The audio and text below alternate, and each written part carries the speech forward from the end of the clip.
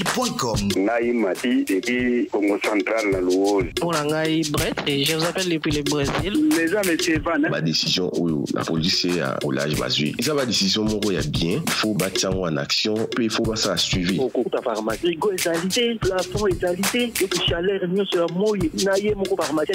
Parlons-en du lundi au vendredi de 9h30 à 11h30 avec Thierry Kamboundi, Roger Kalala et Marcel Kitambala.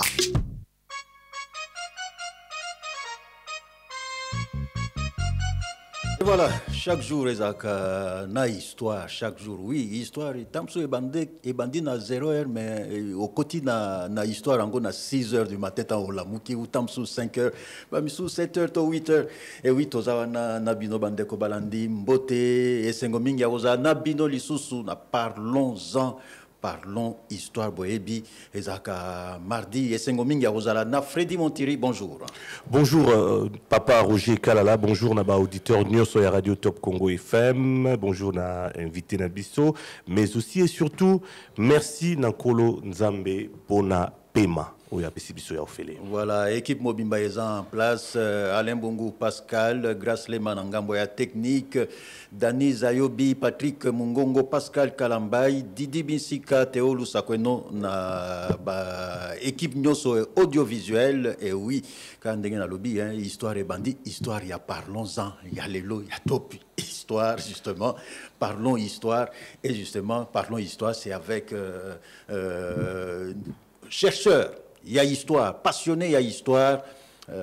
Dernièrement, on a eu lui professeur, moi examen, introduction, il a dit bon, on a eu un cours dans moi retard.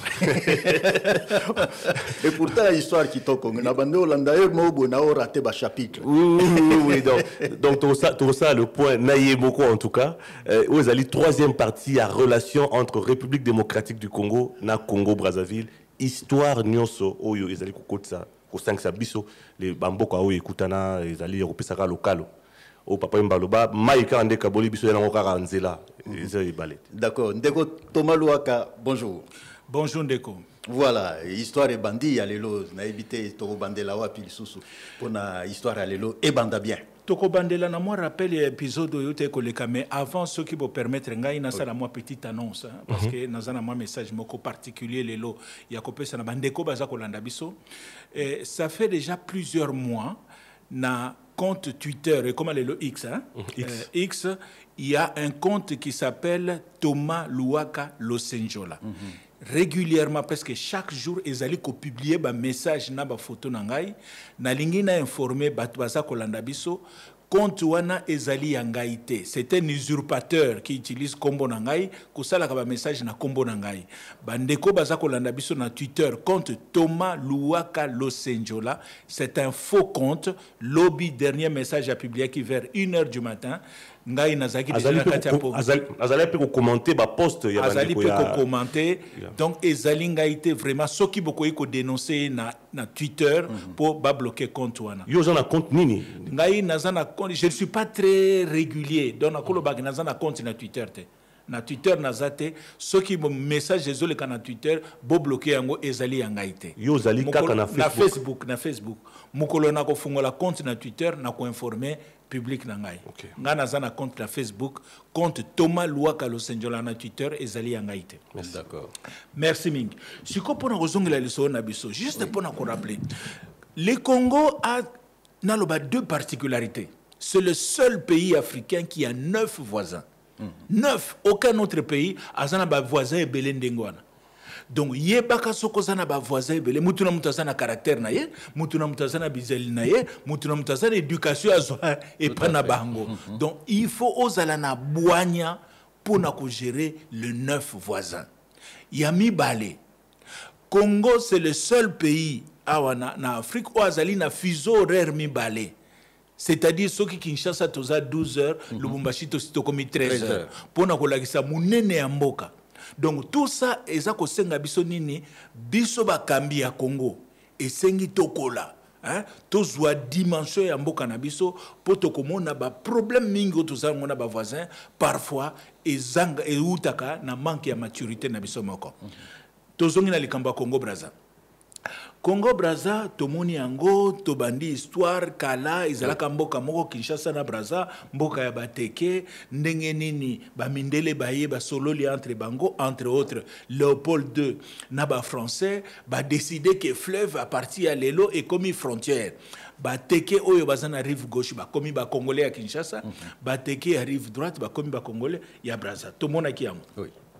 Tomona ki yango pendenge nini biso to accéder na indépendance mais gestion ya mboka to aprena ki yango te alors que ba congolais de Brazza à partir ya année 40 ba français ba bane déjà ko initier bango na ko gérer mboka yango wana na bana 58 Abbé Philbert Yulu a comme déjà premier ministre na Congo Brazza a sali gouvernement na ba mindele na kati alors que biso awa tozalaki nanu kaka ba kalaka ba tu assez kaka donc biso to eko soit même pas ba bourgmestre. Le seul bourgmestre ya liboso na Kinshasa awa c'est Kasavubu na 58 alors que bango déjà ba comme na niveau ba premier ministre okay. Donc wana nyonso to mona kiango dans les détails. Et puis tu as comme on a nini biso tozu indépendance na kombo ya République du Congo. Bango bazwaki ba proclamaki territoire ya moyen Congo. Kombo ya Brazzaville zalaka territoire kala territoire du moyen Congo na 58 ba décider comme République du Congo. Donc biso na comme tozu indépendance 45 jours avant bango donc biso na uni to se présenter ba to liboso République du Congo. Bango pe ba kuna ba se présenter République du Congo. Donc et puis si moi mindondo bon compromis ko salama pona ko distinguer mboka na mibale bango ba ko bando benga bango République du Congo Brazzaville biso République du Congo Léopoldville. C'était ça les compromis. Mais tant que biso tozu indépendance 11 jours après proclamation d'indépendance, gouverneur na biso moko tozaki na 6 gouverneurs na 1960 parce que Congo tozu indépendance na 6 provinces. Donc gouverneur ya Katanga a décidé sur influence ba belge à Longwana et Congo. Asali eloko na ye ba bengi yango état indépendant du Katanga. Gouverneur wana kompo na ye Moïse Tshombe. Mais eloko wana mokili mobimba baboyi ko reconnaître balkanisation à Congo. Seuls 2 pays, et en plus un pays africain, et qu'on reconnaître sécession en Katanga comme un pays indépendant, c'est le Madagascar, na Congo Brazzaville. Il y a Philbert Yulu. Tout le monde qui est dans les détails, le président du Congo Brazzaville, Philbert Yulu, a sali 2 visites officielles na Katanga. Na cadre de coopération na Katanga. Donc voilà. Et puis tu es comme on a Ndengenini Lumumba babebani na président Kasavubu et Lumumba akei ti naliwa akufi et puis après tu es comme on a Ndengenini Mobulu et Kobima na Brazzaville au tobenga kiango les 3 glorieuses. 3 glorieuses. 3 glorieuses ezalinine. Le 13, 14 et 15 août 1963 population ya Congo Brazzaville ba telemela président na bango Abbé Philbert Yulu balobi to lingi yo lisosute. L'armée française o ebane ko protéger présidence de la République parce que bazu indépendance mais armée française etikalaka quand même na Congo Brazza. L'armée française, général de Gaulle amoni, ceux qui atindi ba soldats français ba beta masasi ba tupite ba kokufa ebele. Général de Gaulle aye bisi ba soda na ba longwana palais présidentiel. Tango Philbert Yulu amoni ba sécurité ba française à la société azalaki na choité a présenter démission nae. De esika tosuka ki président de la République a présenté démission nae le 15 août 1963, Mikolomi Satouana Bagibengi yango ba feta kango na Brazzaville, ba benga kango les 3 glorieuses, c'est-à-dire les 3 jours de gloire. Sikoyo un capitaine kombo naye capitaine Muntsaka nde abimiliti chef ya makambo yango les 15 wana tango bakangi président Muntsaka qui donne des ordres. Abimi leader. Voilà, leader et un mouvement. Parce que Bangonde Bakangi, président de la République. Mais le 16 août, le lendemain de démission, il y a le président Abbé Philbert Youlou, Baekotia, gouvernement provisoire en place. Gouvernement Nezali dirigé na papa moko kombo na ye Alphonse Massamba Deba. Massamba Deba ya zanani. Massamba Deba, c'est l'ancien président de l'Assemblée nationale ya Congo-Brazzaville entre 1959 et 1961. Donc pendant 2 ans, il a été président de l'Assemblée nationale. Et puis après, pendant 3 ans, de 61 à 63, Alphonse Massamba Deba a été le ministre, il y a Philbert Youlou. Il était ministre du plan, il y a Philbert Youlou. Mais, en 63, dans le mois de mai, Alphonse Massamba Deba, Basouani na Philbert Youlou, ils ont des divergences idéologiques ou politiques. Massamba Deba a démissionné dans le mois de mai. Na août, si quoi, tant que Philbert Youlou a quoi, syndicaliste, non, Massamba Deba a une expérience, c'est un homme intègre, tout y est. Voilà comment Massamba Deba a comment Mokondi ya Congo Brazzaville.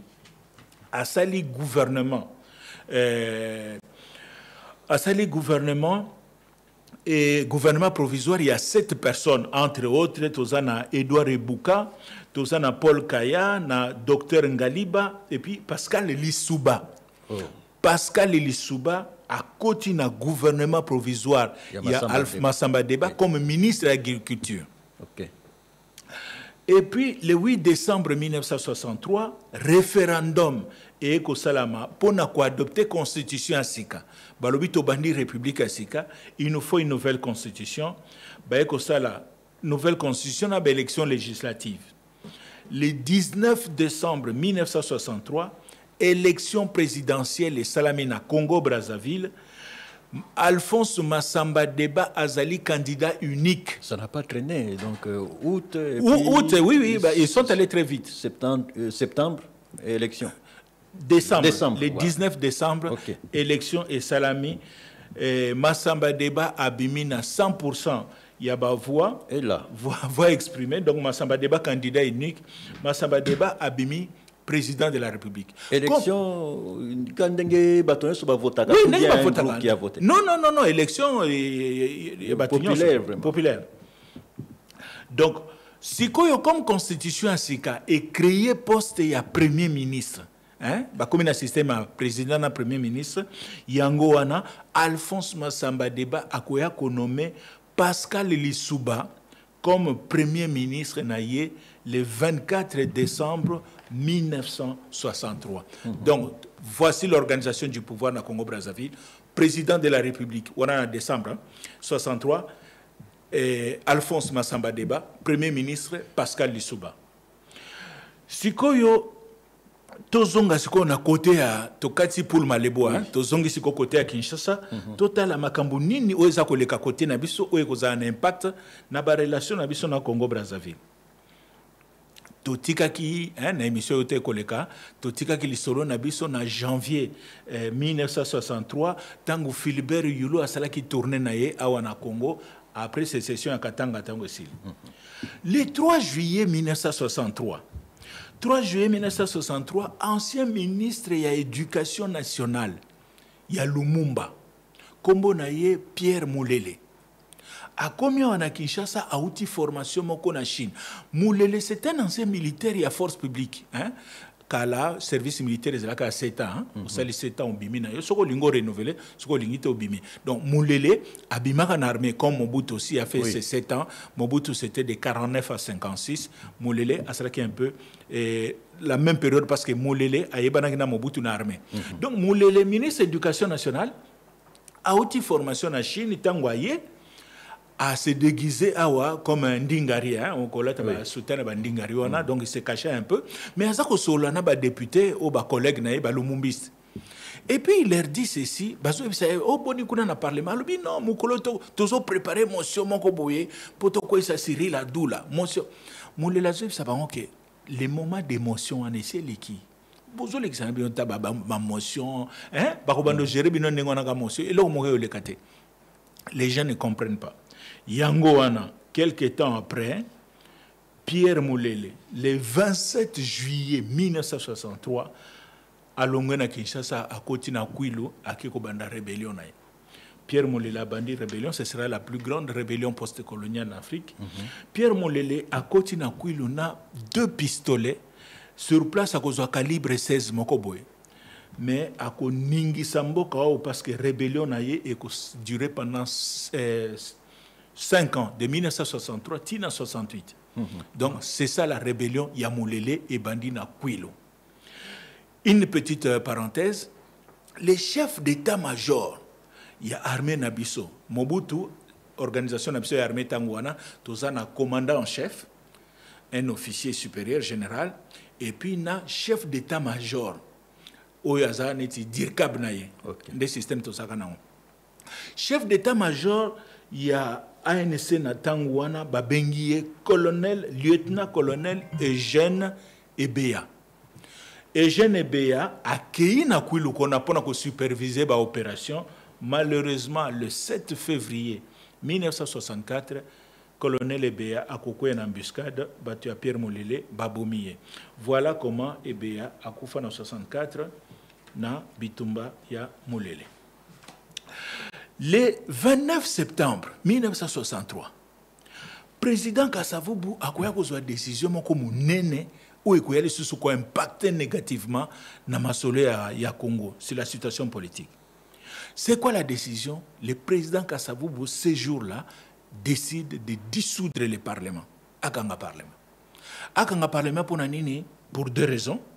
Raison à Liboso, à l'obi, député Bazole qui Satana Bango, il y a qu'à déranger le gouvernement, n'a pas motion, pas interpellation ici la caté, et tout ça en réalité pour nous motivé par un avantage financier. Donc pour nous toujours perdre temps dans la démocratie. Deuxième raison, Oyo Kasavubu a avancé, bah travaux y a comment il y a rédaction à nouvelle constitution et ça quoi avancé. C'est quoi les problèmes? Bisotan autour indépendance en 1960. Toyoka na ba Belge ba pesi biso indépendance. Mais tout ça la constitution té. Alors les parlements belges na Belgique, ba député belge ba kokota réunion. Ba adopter loi moko boye ba yebisi biso ke en attendant pour ça la constitution na bino to pesi bino yonete constitution na bino moko provisoire et dépanner bino parce que indépendance c'est les 30 hein oui. Tant est comme mukuse et cette loi là c'est qu'on appelle la loi fondamentale de constitution na biso to zone en indépendance c'est adopté par le parlement belge. Voilà comment Kasavubu maintenant pour naïe député il faut pas comme constitution c'est les travaux ils ont avancé donc deuxième raison il y a Kasavubu pour nous dissoudre le parlement c'est bah travaux de rédaction de constitution ils ont évolué yango wana akoya kotia commission constitutionnelle en place pour nous rédiger nouvelle constitution tozongela yango mais bah député oyo siko lokola bakangi parlement groupe moko boya ba député o ba bengi ba lomumbiste ba lobi donc Kasavubu sikoyo abimi gang biso to ana choité il faut to bundisa ye mais toko bundisa na kini taza na ba aner na ye awa ba demiap ba auditorat militaire et ça sous contrôle na ye to sala nini to katisa ngambo to kende braza pona nini braza pona braza awa na ebisi binoke dissolution salamina mois septembre. Oui. Donc si koyo bango barobi mais mokondia sika komi kuna hein Philbert oui. Massamba Deba. Oui. Massamba Deba c'est un progressiste. Donc tendance un peu socialisant boy. Babi mais c'est un camarade à komi mokonzi dangambu. Donc akoyamba biso bien. Voilà comment ba député congolais na ba cadre lumumbiste ba katisi ba kena braza. Bakomi kuna Massamba Deba ayambi bango bien. Apesi bango ba logement, ba nini, ba camarade boye awa, soyez les bienvenus, bozé panabino. Bakomi wana basali nini, bakoya le 3 octobre 1963, tant bakomi wana ba créer plateforme. Il faut quand même tout s'organiser. Ils vont créer une plateforme politique qu'ils vont appeler CNL, Conseil national de libération. Conseil national de libération, ils en ont deux objectifs. Objectif à Riboso, renverser le gouvernement à Doula, na chef Naïka Savobo. Deuxièmement, réaliser la décolonisation totale et effective du Congo. Parce que l'indépendance, en réalité, ils ont continué à konzabiso si maïba Kasavubu, si maïba Adoula, les groupes de Mbinza. Ce sont les Américains, les Belges qui sont derrière, qui sont en train de piloter tous ces gens-là. Donc, bazaba marionnette, il faut que nous bengana bango, tout ça la vraie indépendance en bok. Voilà les deux objectifs où va créer CNL. Banani ba signé document où il y a création à CNL. Tozali na Christophe Beignet pour na compte ya parti na bango. MNC Lumumba, parti à Lumumba. Tozana Thomas Mukwidi pour na compte ya PSA Gizenga, parti Antoine Gizenga. Awa Gizenga azana prison, tout le monde qui yango na Bula Bemba. Troisième moto a signé pour na compte ya parti mo bengi UDA comme on a Guillaume Lubaya, papa ya député Lubaya, Claudel. Et puis quatrième acteur comme on a Longi pour na compte ya parti mo bengi PNCP. Sikoyo, na mois à février. Tu rappelles que Bazan à Brazzaville. Na Brazzaville. Et ils sont installés à Brazzaville. Base arrière. Donc, Kinshasa na Bango Brazzaville. Kinshasa est informé que les beignets, consorts, tout ça, ils sont à Brazzaville. Masamba Deba ayambi Bango bien. Sikoyo, nengeka makambo ba Congolais zalaka. Na mois de février, babebani. Nakati ya CNL angwa. Pona likambo a leadership. Le numéro 2, vice-président, Kombonaye David Bochelet. Bochelet a considéré que Beignet a géré bien. Donc, côté réunion, le 5 février 64, à Bengisi Bapiriye, Balongoli Beignet na mutu ya mouvement, Balobi Olongwe. Beignet a réagir, à Bengipe réunion na yena batunaye, na longwete. Donc, Nansakaka. La conséquence, c'est quoi? Et comme Wengemi Bale. Voilà. Thomas Louaka Losenjola est avec nous dans ce studio. Lelo Tokolobela, Maye, Matali, relation na Bisso, République démocratique du Congo, na République populaire, il y a Congo, Otobara, Congo, Brazzaville. Congo, Kinshasa, na Congo, Brazzaville. Lelo, ils allaient donc troisième partie, il y a émission Oyo, mais une petite, on va dire, virgule moquée. Tokozwa Nangonga Oyo, Ezali Pona Tokin Nanzela la technique Pona Kozwa maître Jeff Lushima Oyo a Zalina 2-3 petites informations à couper Sabiso Pona Oyetali instant Ndobo 1053 Kuluna Bazali Namaboko ya ba Kondi Oyo ba Joaki Bango en tout cas na ba dernière 3 opérations je me trompe il y a opération Ndobo filet ya monene ya Kozwa Bandeko Yo Bazali bien sûr na côté ya banditisme urbain Tozo Ndeko conseiller Jeff Lushima bonjour. Bonjour, Ndeko Frédéric. Oui, Frédéric, on a papa nenga bengaka. Nandimi yango kaka, nazwi yango na boboto nyonso. Ozali malamu tobandi. Toza martini ndeko yo pe lokola. Oui, tozali malamu. Bandeko ba ko mituna lelo to yambo na mikoleko ya awa na studio ya Radio Top Congo FM, mais tozali quand même na posa ko ça le point depuis mokolo yo ya na studio te lelo ndenge nini pe boni opération Ndobo zeko continuer parce qu'on a appris que bozala kipe na province ya Congo central pe lobi bozala tension à Lubumbashi na Grand Katanga ne balobaka boni ezali ko avancer.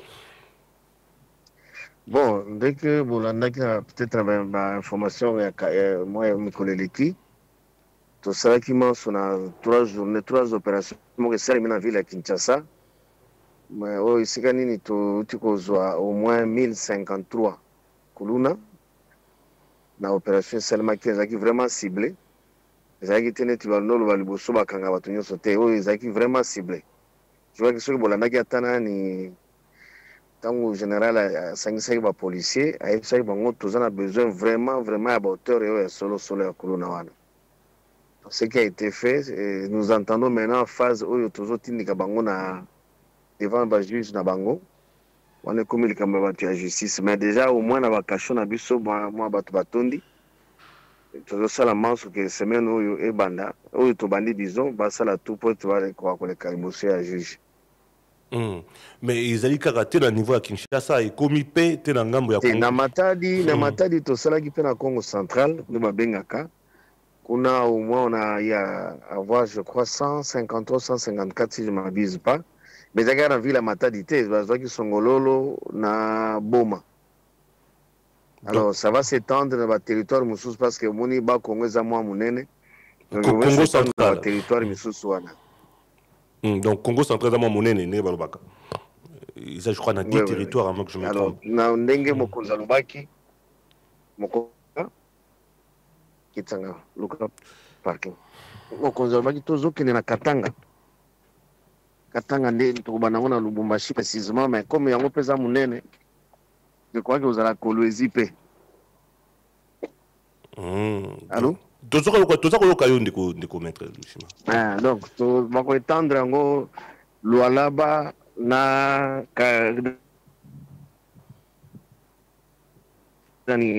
na Lubumbashi. Oh, ok. Donc, to simbi yango bongo kasi toko zongela yo lisusu awa na studio pona tomeka kosolola parce que na niveau à Kinshasa bande ko mwa mingi baza ko koba ko yebisa biso na ba commune ike que ba insécurité za ko koba za ko kende za ko continuer lisusu de ko FMI omoni likambo wana to solola kimbala suka pe na lobaki yango na senga ki batu ba dénoncer nazwi je crois au moins ata 4 mikanda ya ba association misusu baza ko dénoncer bazo pesa pe na ba précision bisika batu wana baza ko sala et je crois que na comme na lobaki to banda ndeko ciblé ne to zi ba information na za na 4 mikanda na mesa na nga o ba association etindaki ba pesi esika localisation comme ba géolocalisation. Donc je crois que le commissaire avec une commissaire provincial qui Malimba na tindra ke pe ba copie mikanda wana pour que batu wana bazala maîtriser. Donc population za na kimia ba ete mokonzi VPM Jacquemain Chabani azotika bangote. OK, maloba boka bonezali nini po tokoba lelo toza na top histoire. Toza ko liki ete na mikolo koya tokotika moi le mwa makasi na ville ya Kinshasa parce que ezate que opération suki eza pérenne. Mais toujours c'est la population tout ça qui na ba comité locaux de sécurité bango pe ba participer à la sécurité na bango moko ba dénoncer wana ko sunga biso banso to ba ko bundisa o phénomène to bengi kolona. Merci beaucoup Ndeko Jeff Lushima, maître Jeff Lushima Wazali Bongo Moko, il y a coordonnateur, il y a opération Ndobo, na ministère, il y a intérieur. En tout cas, très bonne journée et toutes les bonnes choses. Au plaisir de vous retrouver ici au studio de la Radio Top Congo FM pour en parler en long et large. Merci beaucoup, monsieur Phil. Bonne journée aussi à vous. Merci beaucoup. Bongo, Tokozonga. Na studio et Radio Top Congo FM bandeko bonoté dénoncer omoni mwana yo omoni ndeko na yo omoni ata cousin na yo ozomoni clarté na makambo nini kende ko dénoncer parce que lobby mbeli na yo moko okipe kokata yo moko tozongi na studio pour na troisième partie il y a relation entre République démocratique du Congo na Congo Brazzaville tous alliés à boué na kata studio na on a bien excellence parce que excellence c'est ali il faut au mérité yango donc ndeko Thomas Luaka le Senjola azali ko bete la biso na profondeur nyonso la relation au ezalaki entre République démocratique du Congo na République du Congo topé Congo Brazzaville to binga ngona mokuse Tokoba ndeko Thomas Luaka awa to sukaki na banzi na bandeko yo ba fronde o ekendaki na Congo Brazzaville pour que ba koisa pouvoir ya kasavubu parce que azwaki mokano ya okanga parlement. Exactement ndeko. Donc bandeko na biso bakachaki na Brazzaville ba créer o ba bengi Conseil national de libération et puis na mois ya février le 5 février 1964 ba soigné entre bango Senel Kabwani et komi biteni mibale to komi na Senel Bochelet Bochelet azalaki mutu ya province orientale, hein, comme on est Mindele Mazaki congolais, donc province orientale, à sa mise en place naye, il y a Senel naye, voici Nenge Atie Bango, Antoine Gizenga, Oyazana prison à Boulabemba, président d'honneur, il y a Senel Bouchelet. Pauline Opango Lumumba, veuve ya Patrice Lumumba, Oyazana Égypte, et pas le président Nasser, qui asile kuna, qui kovana na bana na kuna depuis liwa ya mobile naye, azali nommé vice-présidente d'honneur. Et Bouchelet Yemoko azali premier secrétaire général, et puis quatrièmement Pierre Moulele, oyo azana rébellion na Kwilu, Bouchelet a récupéré a secrétaire général des forces révolutionnaires ya CNL. Par cette manœuvre, Ndenge Bouchelet Sikoyo a zui alingi a récupéré Bitumba.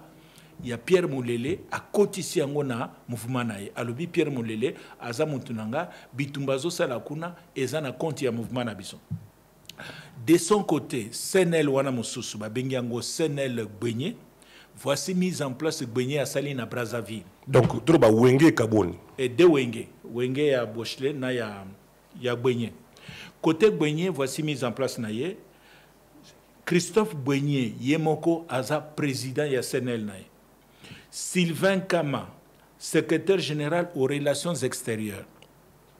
Gaston Soumaïli, akoyeba na mingi na surnom na ya Soumialo. Gaston Soumialo azali secrétaire général des forces armées révolutionnaires. Et puis, comme peut-être il y a Mitano, non, Sengi Assoumani, secrétaire général à l'intérieur. Et puis, cinquième nom, Laurent Kabila, na Brazzaville. Hein? Laurent Kabila azali nommé secrétaire général aux affaires sociales, jeunesse et sport. Tozali awana 1963-64. Bateau Nyon Sobaza na Brazzaville. Na Laurent Kabila, c'est un jeune lumumbiste, alandaki ba député ba katisaki. Azana bangona Brazza. Donc petit a confiance ya Gbenye. Mais si quand j'imagine que na époque wana 63-64, Pascal Lissouba, Oyazali premier ministre, à cause de la premier ministre à Congo de 63 à 66. Donc à cette époque-là, Pascal Lissouba ne pouvait pas s'imaginer deux choses. Un, que Yemoko en 1992-92 pour les Congolais à Brazza, que Yemoko comme président du Congo. Deuxièmement, que Petit Oyo a traîné toujours Sima ya Gbenye. Petit Moko il y a 23 ans, 22 ans, 23 ans, qui s'appelle Laurent Kabila. Il ne pouvait pas s'imaginer que Petit Oyo comme président du Congo Kinshasa en 1997 peut assister à Ngambo Ndengenini, un jeune parachutiste en 63. Denis Sassou Nguesso a 20 ans. C'est un jeune parachutiste à haute formation en Algérie, je crois, à Congo-Brazza. Donc, Lissouba, premier ministre, ne pouvait pas s'imaginer que le petit parachutiste, il y a Denis Sassou Nguesso, dans 97 à Kolongolaye, puis la président Nangambo, le petit là qui est. Non, le petit qui traîne derrière. Gbenye qui s'appelle Laurent Kabila. Ah, Laurent Kabila, oui, c'est vrai.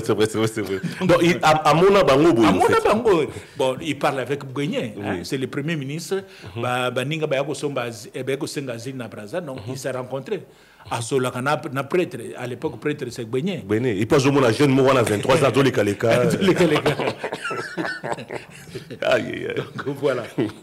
Et puis, Tango Salamindengwana. Mais puisque Bouchelet a récupéré Bitumba, il y a Pierre Moulele. Na Brazza, a lobi Pierre Moulele a Kubunda pour na compte nabiso. Gbenye pa lobi non, Bouchelet il ngola ksangani. Yo le ngola ksangani yo bossa la révolution. Voici ce que moi je vais te faire. Na Brazzaville, Gbenye a poni deux petits naïe. Atindi bango mission. A lobi lokola Moulele sali Bitumba na ouest. Bino pebo ke noko banda révolution na est. Les deux petits que Gbenye désigne à Brazzaville, c'est Gaston Soumialo et Laurent Kabila. Voilà comment les deux là, Zui avion, Balekina Zimbabwe, Bakomina Bujumbura. À partir de Bujumbura, tout le monde a des détails. Côté na Congo, le 15 avril 1964, Laurent Kabila na Gaston Soumialo, Babandi Rébellion, Yaba Simba, il y a 1964 na Est.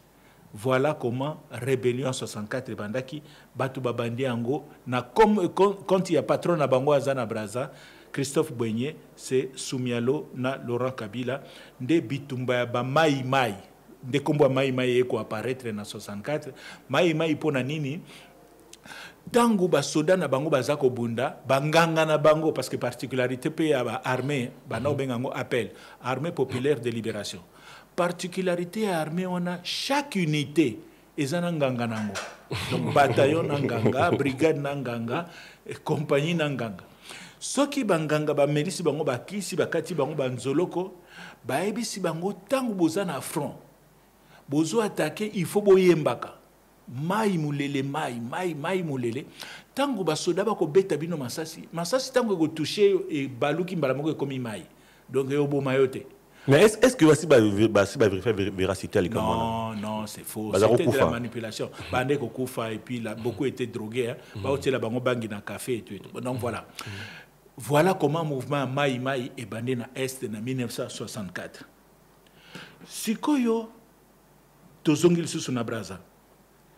Tant que Philibert Yulu ba akwei, ba remplacé na Alphonse Massamba Deba, les partisans de Philibert Yulu, ils ne sont pas contents. Philibert Yulu, au hasard en résidence surveillée, Batoune Bayoki Sango, comme quoi, Babomi Yulu. Yulu a été assassiné. Dans Brazzaville, Nyonso, bon, oui, il configuration politique à Congo-Brazza.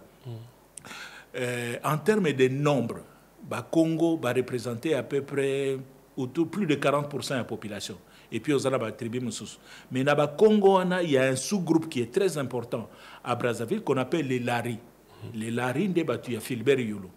Balobi, Sangwetamboli, qui est Bomi Yulu. Population est Tomboki, Bimisi Mobulu, le 4 février. Bakéiko a attaqué camp militaire Mokoboye. Babengi un camp militaire joué. Et c'est que Philibert Azalaki, pour Panzaka, l'armée est venue les disperser. Donc, Moboulou Azalaki Nabraza, le 4 février 1964. Pendant ce temps, fondeur qui a créé Bazaré en Nabraza, Bata toujours. Baza Nabraza. Baza réfugié politique. Baza Nabraza. Mais, wana siko batuna bango bandi bituma na Est. Ok. Laurent Désiré Kabila. Nasoumialo. Siko instigateur ya Moboulou à 4 février wana mingi bakimi bakatisi Kinshasa. Oba bimise mutu batua yulu. Bakatisi baya wa Kinshasa pe yami bango kon ba réfugié politique. Donc bango pe bakomi ko fana na Kinshasa. Donc osana ba trouble fait ya Congo Brazzaville baza ba réfugié na Kinshasa, ba trouble fait ya Congo Kinshasa baza na Brazzaville comme ba réfugié. Sikoyo le 13 août 1964, jour il y a premier anniversaire, il y a révolution, il y a Congo Brazzaville. Ba mikondiambo ka bakoya ko présenter ba arme ba lobitala ba arme otokangi batoyo balingaki ba bimisa Mobulu bakangi ba arme ngo côté ya chute ya Lufulakari eza mo rivière moko ye ko mibwaka na fleuve Congo eza na ba chute nango moko boye bakangi à 75 km à Brazza bazu ba arme belé kuna batu wana bakangi pe ba obayeki na ba arme wana po basala opération batu ya Philibert Yulu ba uti wapi Baouti Congo-Kinshasa. Donc c'est Congo-Kinshasa qui facilite les Congolais à Brassa, les armes, les Mobulu Namboka Nabang. Bon, ils ont qui soupçon, ils ont qui vérité que Yulu Non, il n'avait pas été tué. Okay. C'était qu'à rumeur. Rumeur, kaka. Si que chef ya commando wana o Baouti Kinshasa pour basala Mobulu na Congo Brazza. Kombo naye Bernard Kolela. Donc voilà comment Kolela na batunaye bakangi bango. Pardon. Ye Kolela ye nani Kolela za un haut cadre ya parti ya Philibert Yulu. Sikoyo Alphonse Massamba Deba na a proposé ki tango Philibert Yulu akwei a proposé ki Kolela tango Philibert Yulu akwei a proposé ki a nommé ministre des Affaires étrangères Kolela aboyaka abi non tala purifier nangai ngai na kosa na binote tout mais muto va proposer ka comme ministre aboyaki ye wana baye ko kanga sikoyo na Mobulu wana Lufulakari pour à se réfugier qui mais après histoire ba arme wana Bernard Kolela ko kima na kasho sigazaki na Brazza akati sisu azongi na Kinshasa awa Kinshasa ba yambi Et puis, il y a un événement, moko ekoya koleka ekoya lisusu ko changer makambo. Événement ngoni ne koleka wana Kinshasa, comme histoire ya Congo ezalaka nango esi la kate. Un rebondissement. Ba rebelo batomboki na Est, Laurent Désiré Kabila, na Soumialo, na ba mai na bango, ba bangisi ba soda na biso armée nationale. Yo moyebika nenga armée zelaka repli stratégique, repli stratégique. Donc ba militaire na biso bazoki mali boso ba mai. Sango etamboli ke ba mai wana ba kufaka te.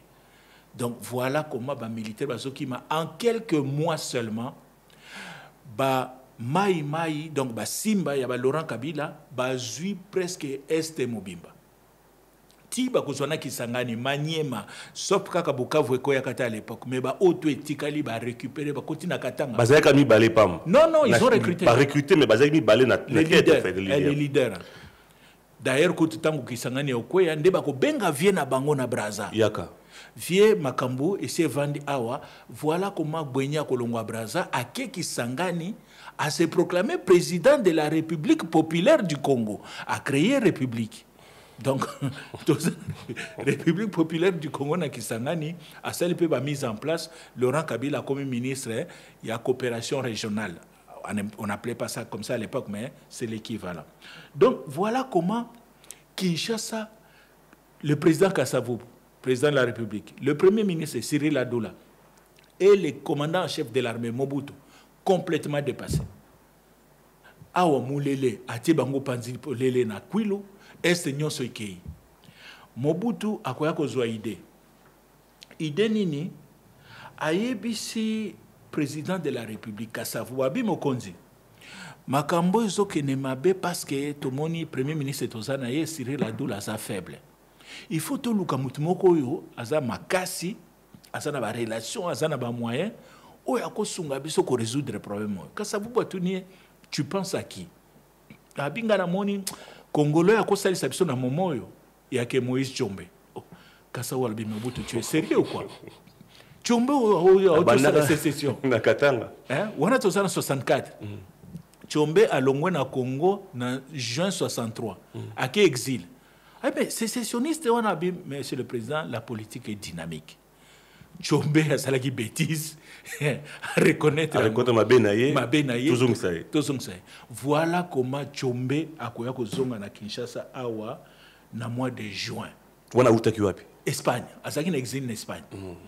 Tshombe a ye awa le 10 juillet 1964, Joseph Kasavubu a nommé Moïse Tshombe premier ministre. Donc, Tshombe Azongi, premier ministre de la République, l'ancien sécessionniste. Tango komi awa, Tshombe discours na ye à Liboso, na juillet 64, na stade de Tata Raphaël, a sali plein, ba Congolais to na biso ka bizarre. Plus de 30 à 40 000 personnes, ba ke na stade ko bete la Tshombe maboko. Moto ngaka kabola Congo. Azongi. Abibo limbisanga muto na mwana bino. Na mwana na bino. Muto sam kilabungaka. Tshombe a promettre ba Congolais Congo sika dans 3 mois. Alors bino moko bo mona botikela ka 3 mois bona. Ya senga 100 jours te, ya senga 90 jours. Abibo ko mona changement.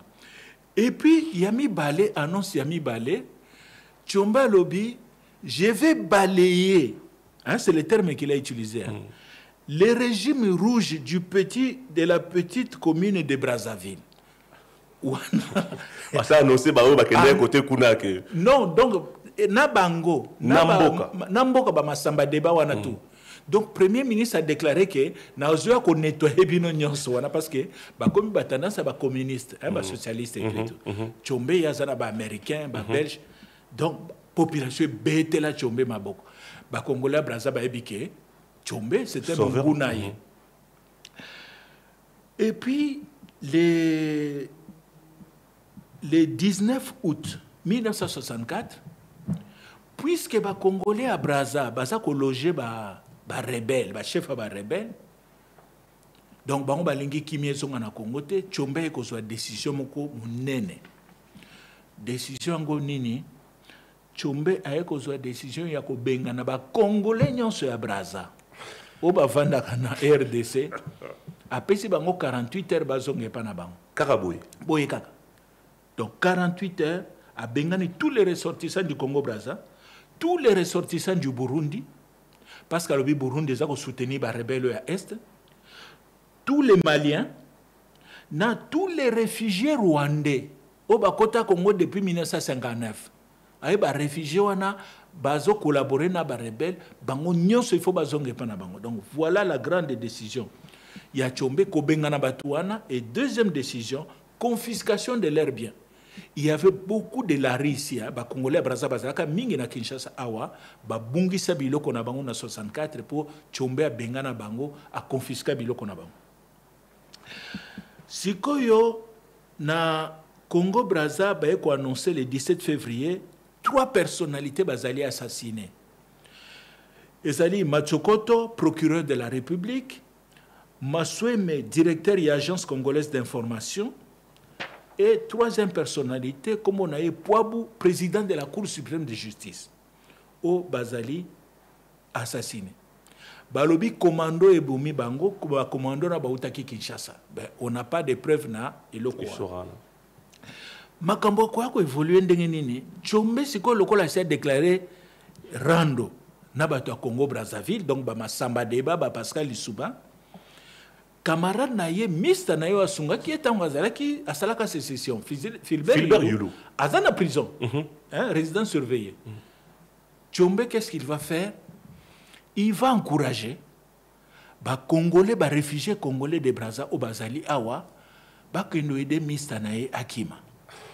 Donc, voilà comment un commando va traverser à partir de Kinshasa, bazu ba cano rapide, na Botou, ba Katisi fleuve, ba Komekuna, et le 25 mars 1965, avec la complicité ambassadeur à France, na Brazza, ba enlevé Philbert Yulu, ba Katisi na fleuve, Philbert Yulu a Kimi na prison, aïe na Kinshasa awa, camarade naye Moïse Tchombe Premier ministre. Premier ministre Ayambiye.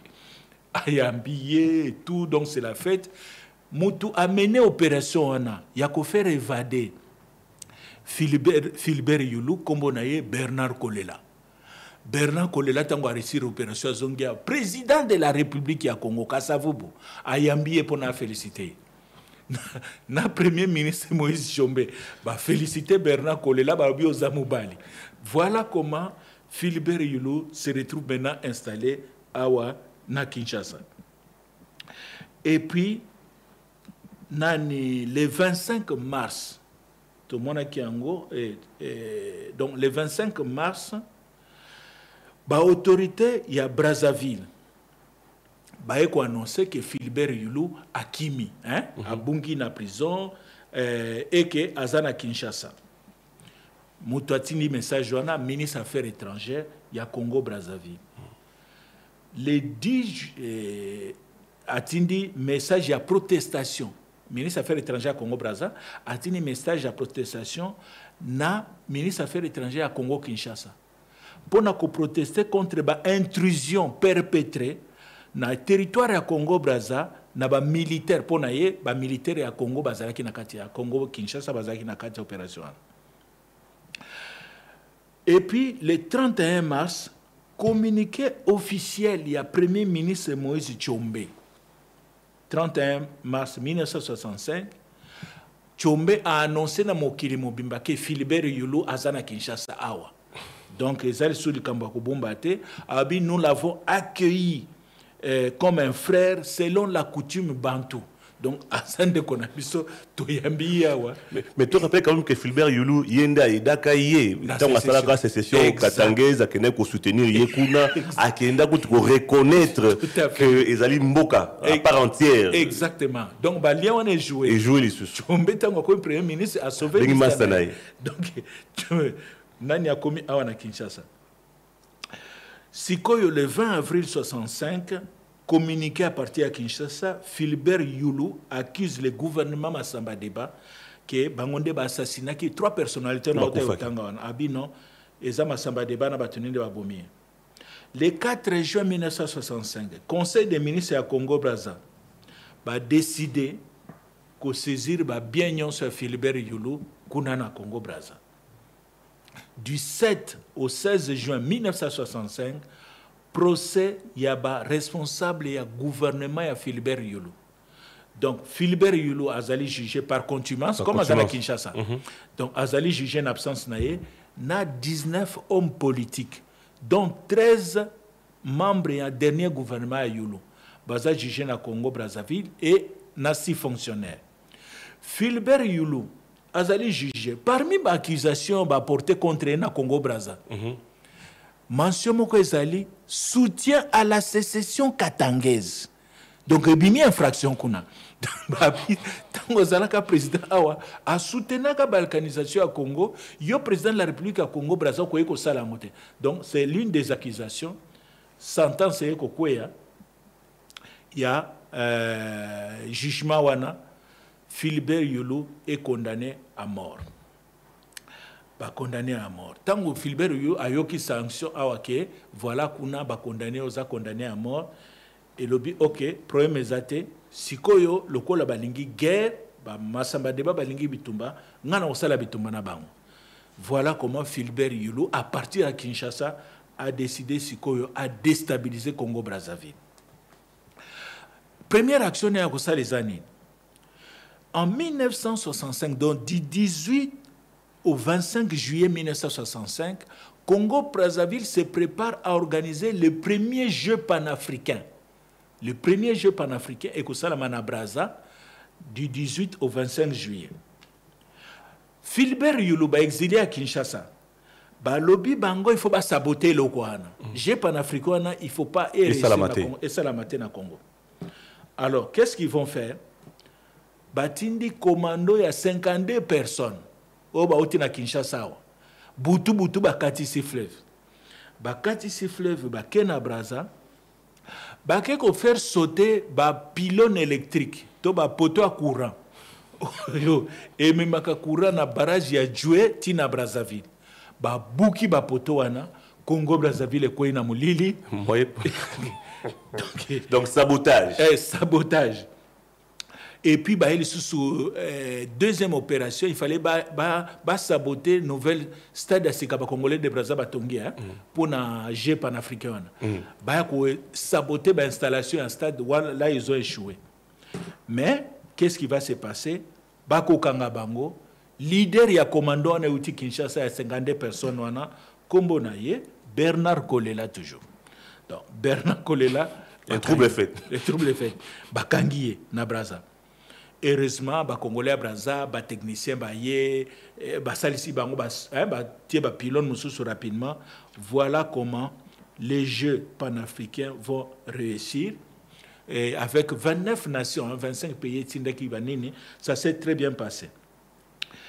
Sikoyo Bernard Kolela a arrêté na Brazza. Massamba Deba, président de la République, a lancé un débat public. Naba organe a parti na bango. Alobi to sala nini na ba saboteur yo. Ngana ko décider te bino peuple ndebo décider donc de consultation. Ba komi ko tourna na ba chaque na ba commune na ba structure à parti ngezala. Et puis le 3 août 1965, la voix de la révolution Oyo Radio Congo Brazzaville et quoi ko pesa ba résultat ba consultation sur le sort yaba saboteur. Population senginini la peine de mort. Donc Kolela. Donc Kolela, il faut que Bomabango. Voilà comment Bernard Kolela est condamné à mort en 1965. Par la suite, il sera gracié Bakubu Maïté. Sikoyo problème il y a ba Combo, il y a des mboka to mona ki yango mboka na biso République du Congo Brazzaville, République du Congo.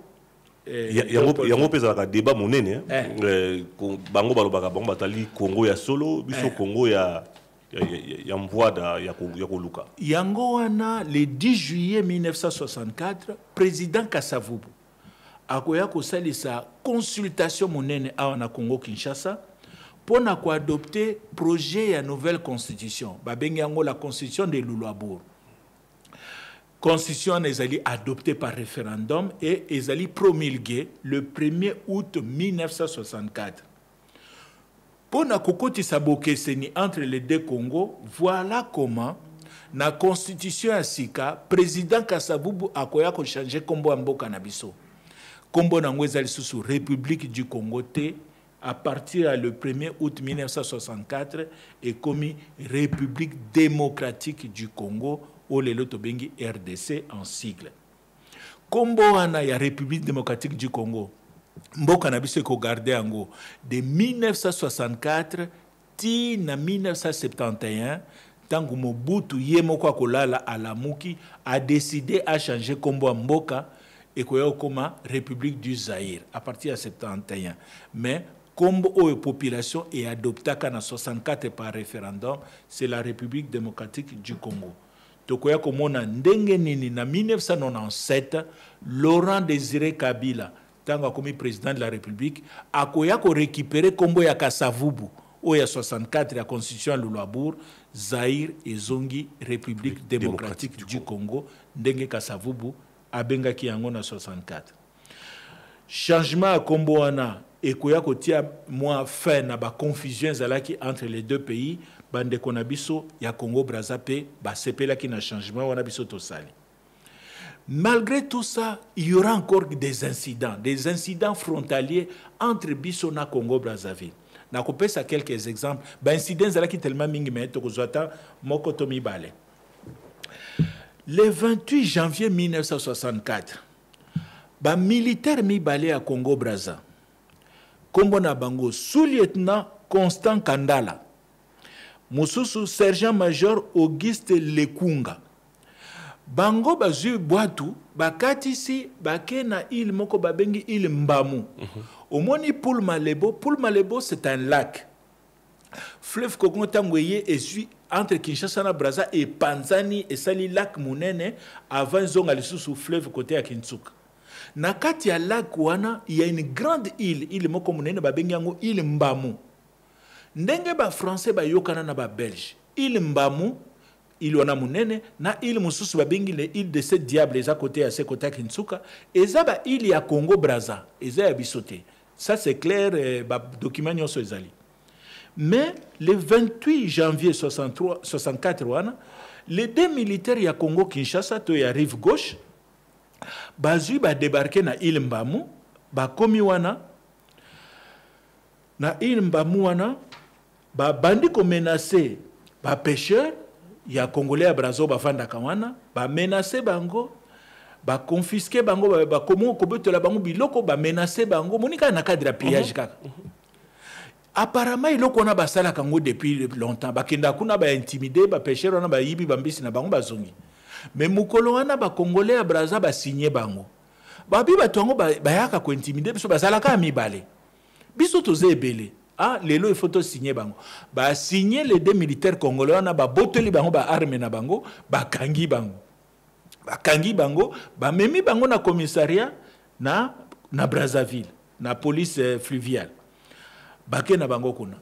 Siko etango ba incident leki na île Mbamu quelques pêcheurs ya Congo Kinshasa ba assistaki na scène wana ba eko pesa sango na ba autorité kotoyo ke ba pêcheurs à Congo Brazza ba enlever des militaires na biso ba kena bango na Brazza ba esprit est échauffé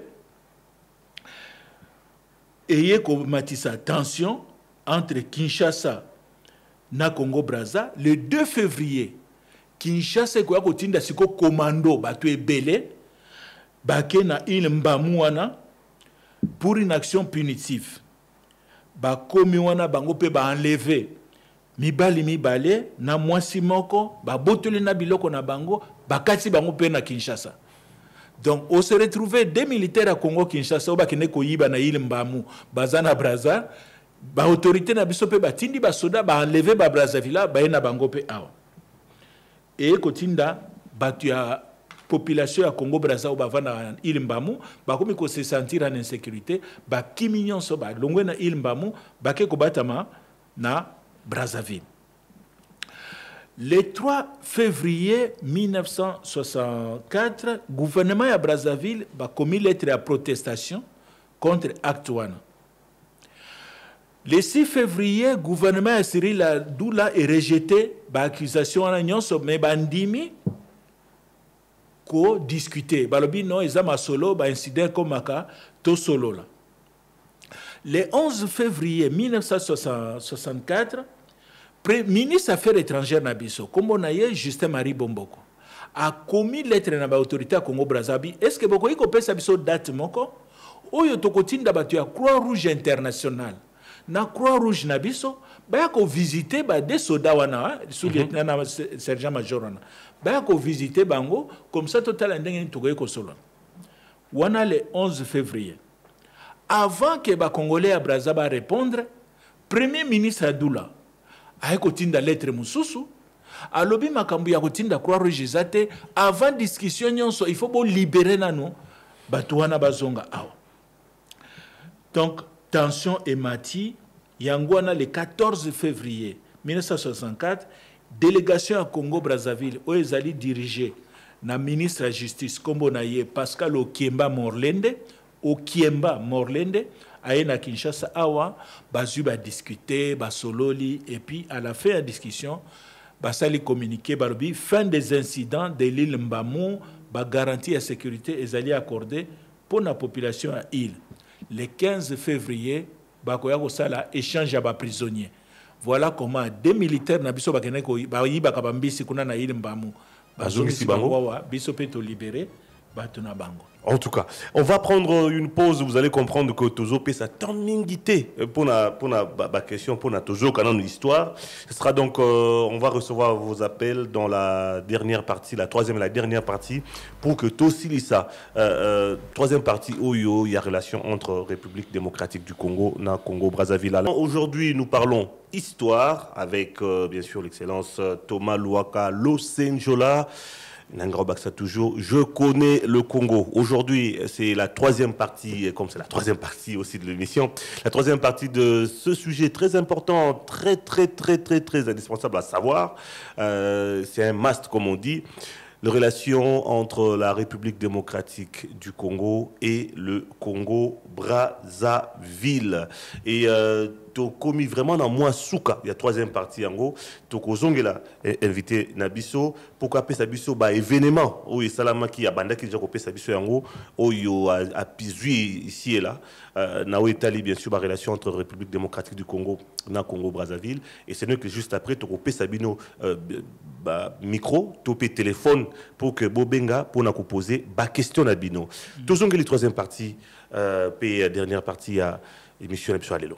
Merci Ndeko. Na Lombango, tu comprends un incident qui a vraiment failli déclencher Bitumba, une guerre armée entre le Congo-Brazzaville et Kinshasa. Babengiango, incident en Kwamut. Le 1er février 1965, 8 soldats à Congo-Kinshasa, Baouti na Bolobo, Bakatisi, Baké na Congo-Brazzaville, n'arrive droite, Bakomi na Congo-Brazzaville, Baké ba piller village moko ba pêcheur.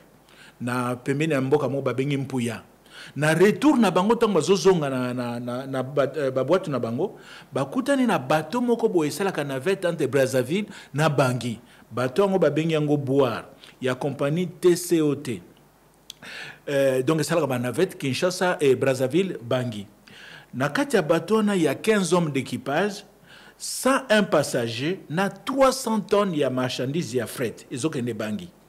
Ba soda na biso wana Congo Brazzaville les 8 soldats wana bakokanga bateau wana na minduki ba menacer ba équipage ba prendre contrôle la bateau ba katisi na ngo ba yena ngo na Bolobo tango ba komi na Bolobo ba fouiller ba passager nyonso ba beti kutu ba passager mususu ba boki bango na prison na Bolobo et puis ba marchandise mingi ba piller yango et ba soda wana ba zui ba boîte na bango et ba bateau na bango ba zongi na Kinshasa na butu wana. Ba Congolais à Brazzaville, ba nyonso bazali na kati ya bateau baza na prison na Bolobo. Ba autorité à Brazzaville bazali informer na ba pêcheur na bango balobi tala makambo leki leo na Bolobo. Gouvernement Congo Brazzaville et quoi ko annoncer une très violente lettre à protestation na autorité à Kinshasa. Muta komi lettre na premier ministre Pascal Lissouba, c'était tellement grave.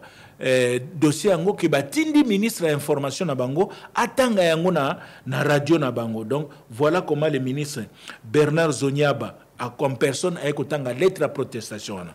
Moi extrait il y a lettre wana ilobi boyende koko sunganga pona bongo la lingala. Le gouvernement de la République du Congo-Brazzaville. Gouvernement il y a beaucoup à Congo-Brazzaville. S'élève une fois de plus. Télémi lisusu pour nambala il y a énième fois. contre les actes de sauvagerie et de provocation. Contre la provocation, puis les actes tout bien barbares. Hein? Oui, perpétrés depuis toujours par des éléments des troupes de l'armée nationale congolaise rive gauche. Ba acte oyo bandeko ya Congo Kinshasa, armée na bango ba ko salaka mikona mikolo puis bazo continuer ko répéter. Élément qui n'est plus possible de qualifier d'incontrôlé. Et ils allaient sous ce titre le bezali ba élément moko boye ezali ya pembeni mais comme coordonné on dirait gouvernement de continue na bango. À moins que ce soit le gouvernement de la République démocratique qui ne contrôle plus rien.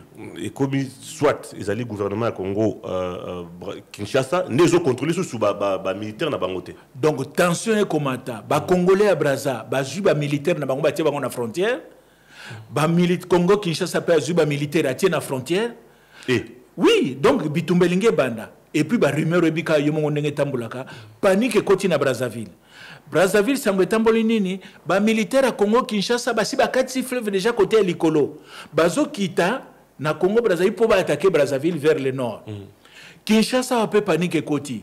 Balobi ba militaire à Congo Brazza ba si ba kati si côté à Kasangulu. Hein? Bazo zo asiko route de Matadi, bazo mata po ba bimakota Mongafula ba attaquer Kinshasa. Donc tension et Mati Makasi dans les deux villes. Lettre à Pascal Lissouba, où il y a comme le premier ministre Awa, Kinshasa va répondre dans côté et puis il y a moi pression diplomatique et koya ko salama que tokoya ko libérer batoana o bakanga ki na ba prisonnier ba libérer bango batiki bango ba continuer voyage na bango tina na Bangui. Donc on a évité cette fois-là on a évité vraiment la guerre. Pourquoi? Parce qu'en réalité, les deux gouvernements ne souhaitaient pas faire la guerre. Pour Nanine, tout à la côté à Kinshasa. Kinshasa ne voulait pas faire la guerre avec Congo Brazza pour Nanine. Parce que dans le moment où on a, Kinshasa a déjà une rébellion à Pierre Moulele, en Wanakwilou, na rébellion à Est. Laurent Kabila. Laurent Désiré Kabila. Na Est kuna. Balobi siko tozo bunda déjà kuna toza dépassé. Ce qui te bandit de bitumba en face ya capitale. Faut front mususu. Donc aussi ça guerre. Donc et ça l'a compliqué. Voilà la raison pourquoi Kinshasa a voulu régler ces problèmes rapidement. Côté Congo Brazza. Congo Brazza peut révolution na bango ba uti côté en place la révolution il y a mois août 1963. Balobi nanu to vandisi penzate. Soki to bandi bitumba na Congo Kinshasa. To yebi ke ba Philibert Yulu na batunaye bazana Kinshasa kona. Quelle sera l'attitude de la base sociologique ya Yulu Balari? Soki to bandi bitumba na Kinshasa. Est-ce que Balari ba kolanda biso na bitumba contre Kinshasa ou bien ba ko balukela biso? Au moins une équation ana. Comme bazo maîtriser paramètres na Balarité, balobi non ndembo na se voilà comment les deux gouvernements ba lobi il faut que vous alors que il faut dire aussi à l'époque le Congo Brazzaville a l'assistance des Cubains. Ba instructeur Kibé belé bazana Congo Brazzawana baza ko former ba jeune congolais à Brazza. Donc Congo Brazza pe azana mo armée na yo pe et ko ça la pe ba dégâts. Mais pour des raisons on va expliquer voilà pourquoi les deux pays ne se sont pas battus ba régler problème en l'amiable. Et puis ba élection ko ça na Kinshasa wana mois de mai juin 1965 Moïse Tshombe na plateforme na ya salaki Kodeko a gagné ba élection. Tango a gagné ba élection le président Kasavubu, le 13 octobre 1965, a longoli Moïse Tshombe comme premier ministre. Pour Nanini, Moïse Tshombe a la majorité dans le Parlement, toyebi que l'élection à président salamaka na Parlement. Puis Kasavubu a yebi que Tshombe a la candidat. Donc, quand Tshombe a plus de chances de battre Kasavubu dans l'élection présidentielle à 65. La majorité n'a pas. La majorité. Voilà ce qu'on peut affaiblir Tshombe, le président Kasavubu, à Longoli et à poste premier ministre. Aïko tia nani, aïko tia un Katangé, azalaki ministre des Affaires étrangères et à Tshombe n'a pas de sécession. Comme on a Evariste Kimba, pour diviser le groupe à Katangé. Kimba a commis premier ministre dans le Congo. Kimba pona yesi ko ya considérer que Congo a commis na bagunde belé. Na este kuna toza ko soupçonner ba Rwanda ba ko soutenir rébellion. Toza en 65 hein. Donc ba relation za mabe na Rwanda, ba relation za mabe na Burundi. Na ouest kotoyo ba relation za mabe na Congo Brazzaville, na Centrafrique. On a aussi des très mauvais rapports. Kimba Lobi on ne peut pas continuer comme ça. On doit d'abord régulariser la situation dans nos voisins. Voilà comment Evariste Kimba a kokatisa à Kena Brazza. à qui visite officielle na Brazza, où il est très bien accueilli, population est bétélé, maboko nanzela za koleka, et puis kimba ake kosolana, ba autorité à Brazza lobi voilà ngana yewa, makambo ba tension na ifo ici là. Voilà comment Kimba va promettre na ba Congolais à Brazza. Oyo chombe benganaki, boko eko zonga na Kinshasa, o babotola ki bino bandako, boya ko zo bandako na bino, oyo biloko ebebi toko dédommagé, ba indemnisation ko salam. Donc Kimba est très applaudi. Kimba sikotangwa zongi awa Tchombe azali sous premier ministre était Philibert Yulu à comprendre que la situation est changée. Bato Kimba ba expliquer ndeko za quand même ndeko na biso mais tala biso tozolinga to harmoniser na Congo Brazzaville présence na yo awa ekotia biso mal à l'aise. Philibert Yulu c'est quand même un grand politicien, un homme intelligent, il dit OK, je comprends donc je dois quitter. Philibert Yulu a bengi ba ministre na banani ba français. Ah bien voilà, j'ai un problème ici dans Léopoldville, balinga li sous-souté. Ngasi qu'on a une intention na ya na Nice, na vanda na Nice pour na ba soins médicaux et tout. Mais là il y a un problème. Moi si un général de Gaulle, comme on a Yvonne de Gaulle, alinga ka Philibert Yuluté. Oh, pour nanine. Pour Yvonne de Gaulle azali catholique pratiquante. Il reproche à Philibert Yulu Yaliboso. C'est un prêtre défroqué, ozalaka sango longwa musala kisango. Mais au continue à kolata soutane alors que l'église essaie de faire les cambouana kolata soutane. Otika kate. Donc otika kate. Yami balé. Malgré soutane nayo, osa ko afficher publiquement polygamie nayo. Philibert Yulu azaki na basi 4. Na ba nebele. Mais comment yo se ko ba benga ko abe na basi 4. Donc Yvonne de Gaulle a téléméli dossier à Yulu, alors comment on a Yulu awate. Bon, pour aller vite, Jacques Faucard, le monsieur africain de Gaulle, a expliqué général de Gaulle quand même, Yulu a aidé qui biso tamazalaki président, toko tikae boete, o ideni no zanangote, na solata na général Franco. Général Franco, président Espagne. Jacques Faucard a bengi président d'Espagne, général Franco, a solinaye, est-ce que vous avez biso mutu na biso te to na problème awa, mama Yvonne a linko sentir yete. Est-ce que yoko yamba yete?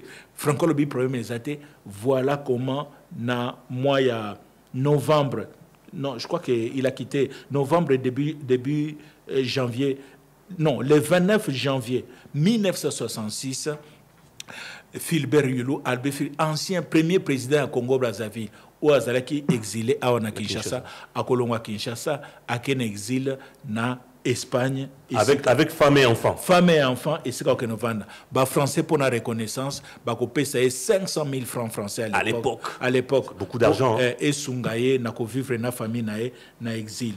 Et puis, le 5 mai 1972, Sangwamabe Koyako Koma Awa, l'abbé Philibert Yulu a koufi na Madrid na hépatite na âge à 54 ans na kanisi le loto 54 ans seulement na kanisi le loto ko sukawana et puis Tchombe epe akokende pe sous en Espagne na exil et sika na kanisa kene ko retrouver camarade na Philibert Yulu mais wana to continuer comme ça. Merci beaucoup en tout cas to pesa bandeko temps, en tout cas, quelques minutes posant à Yango Bandekoza pour nous reposer moi mituna tulinga ki lelo to silisa en tout cas parce que surtout pesa no temps ya poser ma question tout le monde en a problème pour nous aussi sa troisième partie où parce qu'on doit passer à autre chose.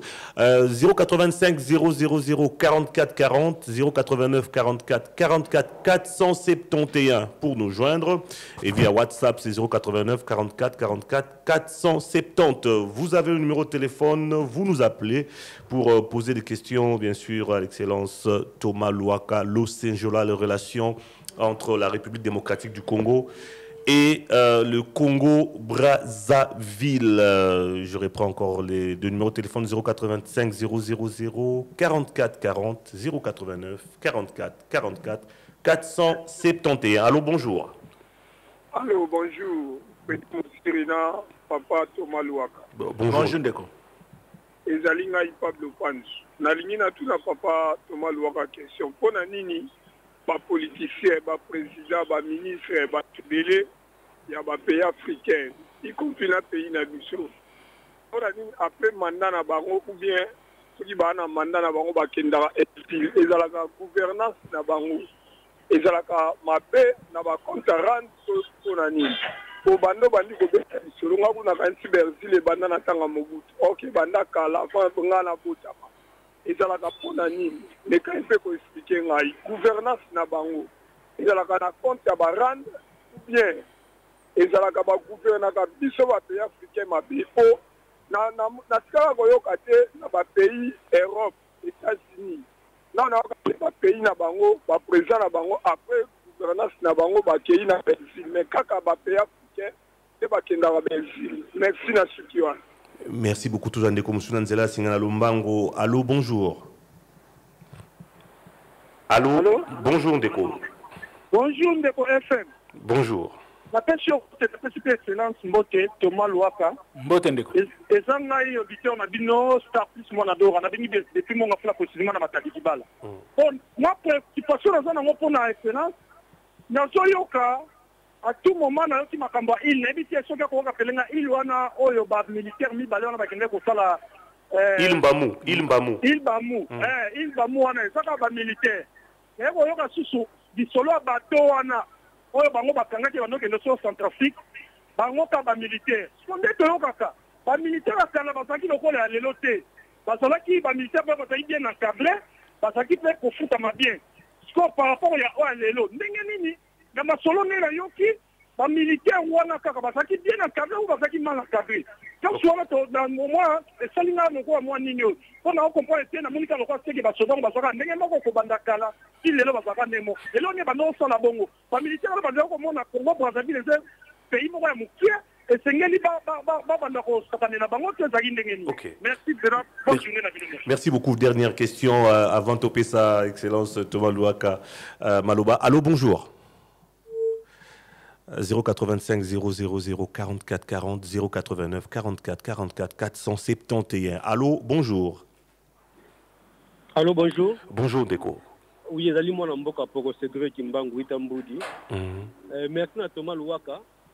En tout cas, Ndeko Thomas Louaka ngana tuna ka mutuna.